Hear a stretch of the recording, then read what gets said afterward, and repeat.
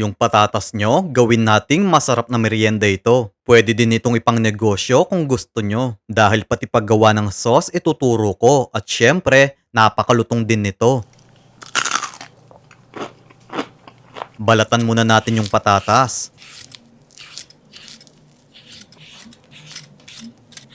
Then, ibabad natin sa tubig para hindi mag-brown.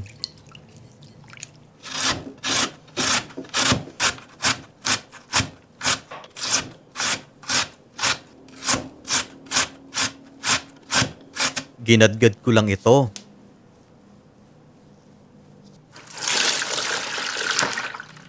Pigain natin para matanggal ang tubig nito.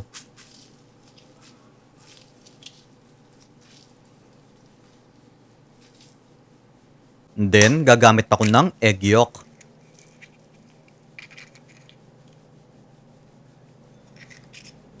Isang kutsarang harina, 2 kutsarang cornstarch at egg yolk. Kung kulang pa, ilagay nyo na lang ang buong itlog dito at magdagdag na lang kayo ng cornstarch nyo.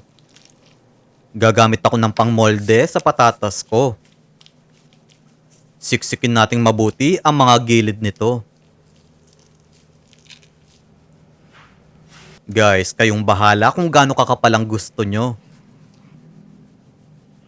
I-freezer muna natin ng 1 oras para tumigas. Yung mga non-stick pan, silicone utensils at yung chopping board na ginagamit ko, nasa comment section kung saan ko nabili ang mga ito. Magtunaw tayo ng 1 kutsarang butter. Pwede din kayong gumamit ng margarine. 1 kutsarang harina.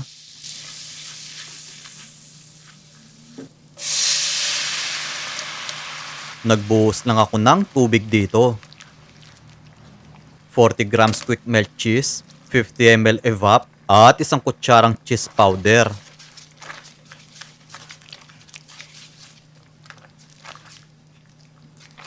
So, luto na yung cheese sauce natin. Kapag matigas na yung patatas, pwede na natin tong ipirito.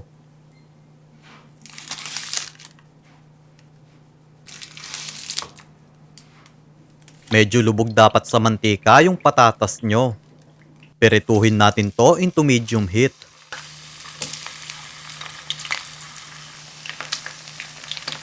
Baligtarin natin para yung kabilang side maluto din.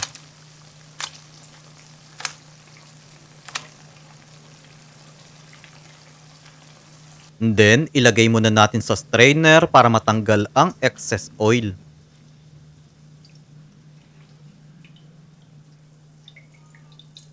Gagamit ako ng lalagyanan ng fries dito. Ilalagay ko na lang sa comment section kung saan ko nabili ito. Bagay na bagay yung cheese natin dito. Kaya kung gusto nyo pa ng mga recipe na tulad nito, mag-follow lang kayo kay Lokong Kusinero para ma-update kayo sa mga susunod na video.